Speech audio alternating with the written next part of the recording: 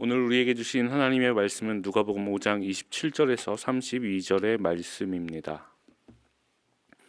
그 후에 예수께서 나가사 레위라 하는 세리가 세관에 앉아 있는 것을 보시고 나를 따르라 하시니 그가 모든 것을 버리고 일어나 따르니라. 레위가 예수를 위하여 자기 집에서 큰 잔치를 하니 세리와 다른 사람이 많이 함께 앉아 있는지라. 바리새인과 그들의 서기관들이 그 제자들을 비방하여 이르되 너희가 어찌하여 세리와 죄인과 함께 먹고 마시느냐.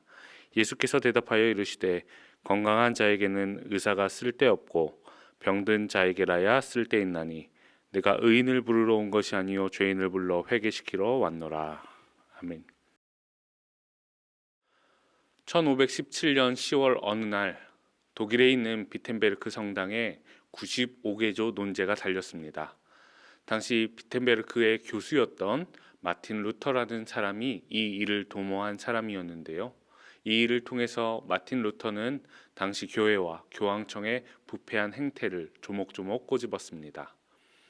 이 사건은 전 유럽에 퍼져 있던 교회 개혁에 대한 욕망에 불을 지핀 사건이었고, 이 사건을 시작으로 종교 개혁이 그냥 욕망으로 머물러 있는 것이 아니고 구체적인 사건으로 이루어져 갔습니다.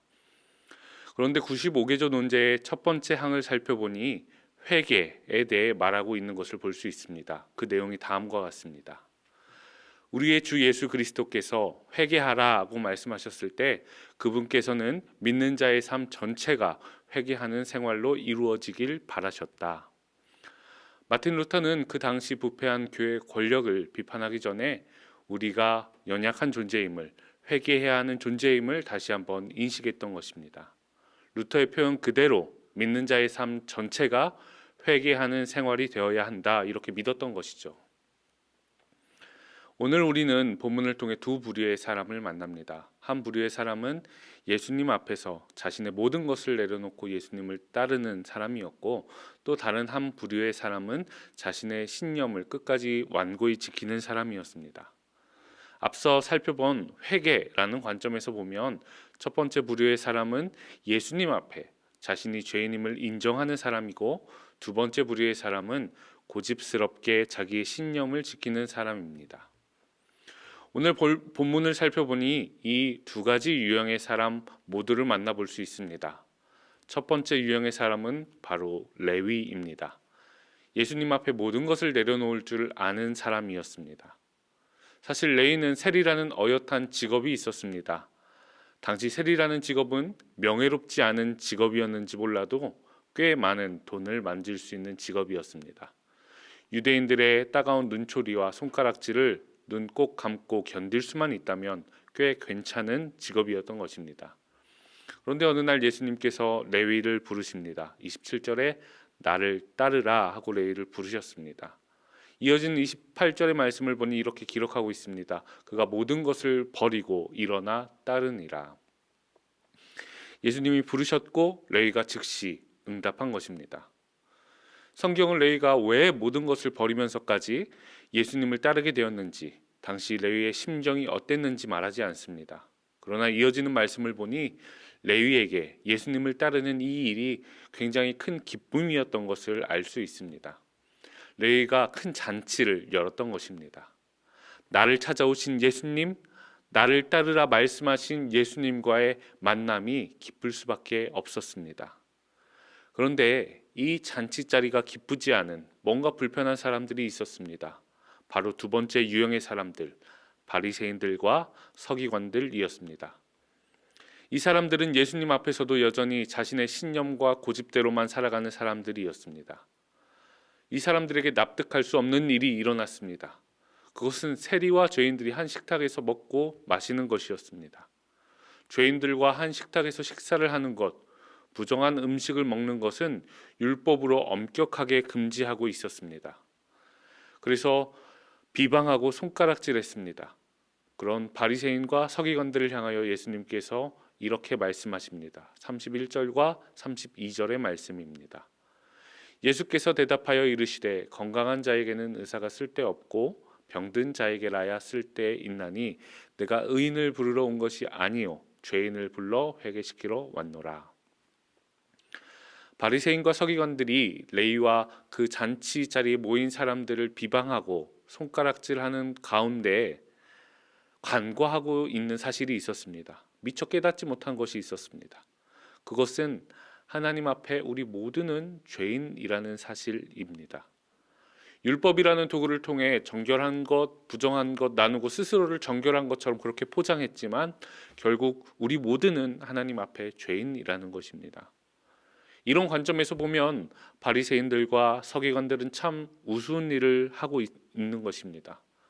죄인이 죄인에게 손가락질하는, 똥 묻은 개가 겨 묻은 개 나무라는 일을 하고 있었던 것이죠. 우리가 매일 새로워지고 하나님 기뻐하시는 삶을 살아가는 방법은 바로 여기에 있습니다. 하나님 앞에 내가 연약한 존재임을, 죄인임을 인정하는 것입니다. 누가복음 5장 8절을 보니 예수님을 만난 베드로가 나를 떠나달라고, 나는 죄인이라고 고백합니다. 평생 갈릴리에서 고기나 잡던 베드로가 뭐가 그렇게 지은 죄가 많았겠습니까? 두 렙돈을 헌금한 과부는 감히 얼굴을 들지도 못하고 하나님께 고개 숙여 기도합니다. 어려운 형편에 그 정도 헌금했으면 하나님 앞에 조금 당당해도 되지 않습니까? 그런데 놀라운 은혜가 있습니다. 그것은 자신의 연약함을 인정하는 그 사람들을 하나님께서 들어 쓰신다는 사실입니다. 스스로 나는 정결하다, 이만하면 되었다 하는 사람이 아니고 나는 죄인입니다 라고 고백하는 그 사람들을 고쳐주시고 새롭게 하신다는 사실입니다. 다시 루터 이야기로 돌아갑니다. 오늘 말씀을 묵상하며 생각해 보니 종교개혁 당시 교회와 교황청의 모습이 꼭 바리새인의 모습과 같은 것 같습니다. 죄를 사해준다 하는 면죄부를 팔고 있었지만 스스로의 죄를 깨닫지 못하고 회개하지 못했던 것입니다. 그런데 회개할 줄 알았던 사람, 믿는 자의 삶 전체가 회개하는 삶이 되어야 한다고 믿었던 루터, 그 루터를 통해 종교개혁이 시작되었던 것입니다. 사랑하는 성도 여러분, 우리는 레위와 같은 사람입니까? 아니면 바리새인과 같은 사람입니까? 루터와 같은 사람입니까? 아니면 부패한 중세 교회와 같은 사람입니까? 분명한 것은 우리 스스로가 하나님 앞에 낮아지고 나는 죄인입니다 고백할 때 하나님께서 십자가 보혈의 피로 우리를 씻어 회복시키시고 새로운 사람으로 우리를 거듭나게 하실 것입니다. 오늘 이 새벽 하나님 앞에 애통하는 마음으로 기도할 때 하나님 그 마음을 위로하시고 예비하신 하늘의 넉넉한 은혜로 채워주실 줄 믿습니다. 기도하겠습니다. 사랑의 주님, 감사합니다. 오늘 말씀을 통하여 우리의 삶을 되돌아봅니다. 혹 우리의 삶이 예수님 앞에서도 완고하기만 하였던 바리새인과 같지는 않은지, 서기관들과 같지 않은지 생각해 봅니다. 우리에게 가난하고 애통하는 마음을 허락하여 주셔서 날마다 기도하고 말씀에 순종할 때 새로워지고 날마다 하나님 앞에 한 걸음 더 가까이 나아가는 삶이 되게 하여 주옵소서.